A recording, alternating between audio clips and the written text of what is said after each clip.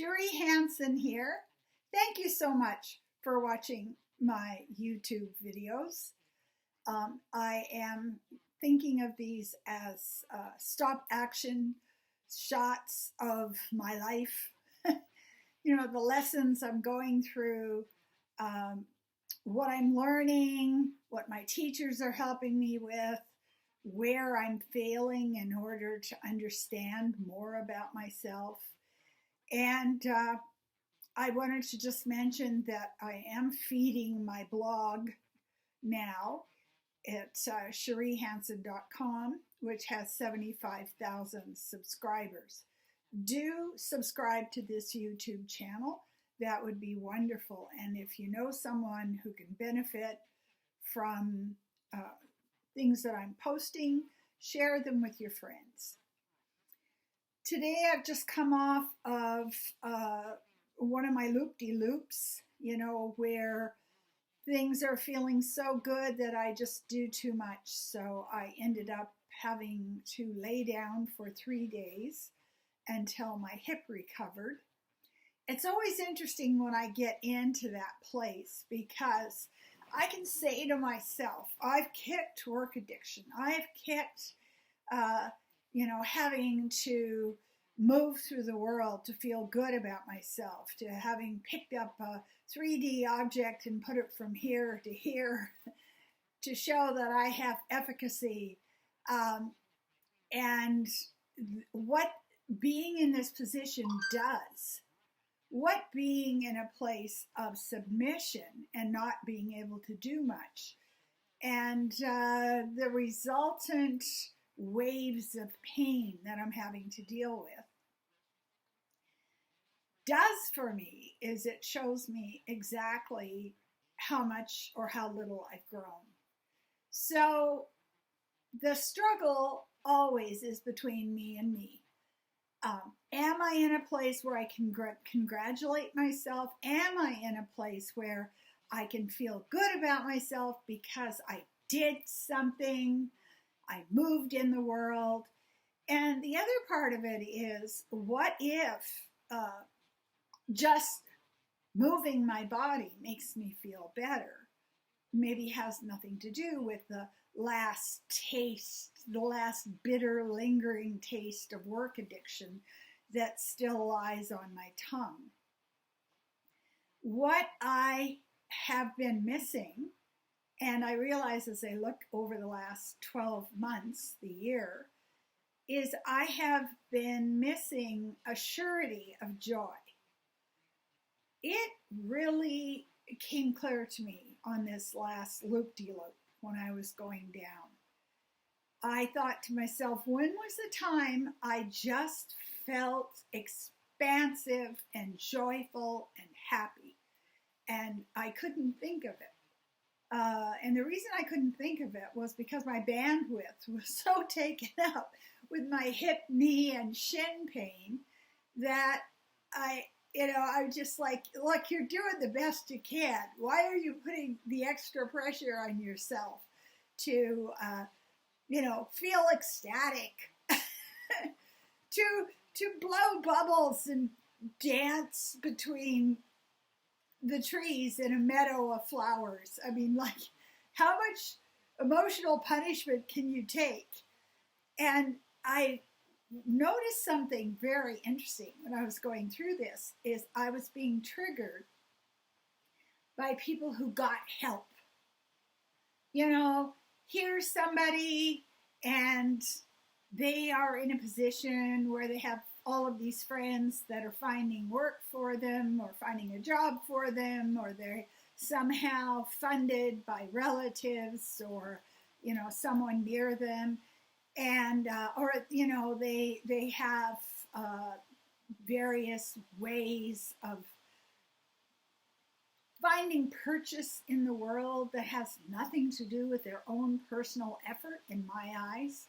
And keep in mind, that is the exact problem that I have to deal with. My problem is I don't ask for help. So the fact that I feel jealous or I mentally strike out at other people who are getting all of this damn help is because I myself am not good at asking for help. It is a real struggle for me because the wound that I got left with was, don't be weak. You don't show weakness. I remember when I used to teach and I would move supplies from the supply room to my room, and a male teacher would come up next to me and would say, "Can I help you carry that?" And my response was like, "Did you just call me a weakling?" No, I didn't say that, but that's the way I'm feeling. No, I can do it all myself, because if I can't do it all myself, that means I'm too weak to survive. Oh Lord, the stories we tell ourselves. It's kind of like, the bedtime story where the child is laying in bed and go, "I'm going to read a story to you," says the ego. And it's a horrific story. It's a story about how you have to be in order to deserve love. And what a crock that is. I know it in my better times, in my higher energy times, in the times when I'm cycling up. But when I am feeling a lot of pain and exhaustion and loneliness, I can't remember anything wise at all. It's just, I'm just going to lay down and indulge in screen addiction, and maybe my life will go away. So this is something that, we need to distill down the lesson that we're getting. And it can take a lot of work and some time. And the lesson that I'm getting right now is I have not learned how to ask for help. And I need to get over myself to be in a place where if I'm really in severe pain and can barely get the groceries into the house, I can ask a neighbor who is walking by to help me carry the bags in. Because the idea of being valiant and strong and independent is of more value to me than in being connected to other people. And I know about Buddha's bowl. I know that the worst thing a Buddhist can do is put their hand over their begging bowl and say to someone, "No, you cannot give me food. I'm condemning you to some kind of miserable karmic afterlife."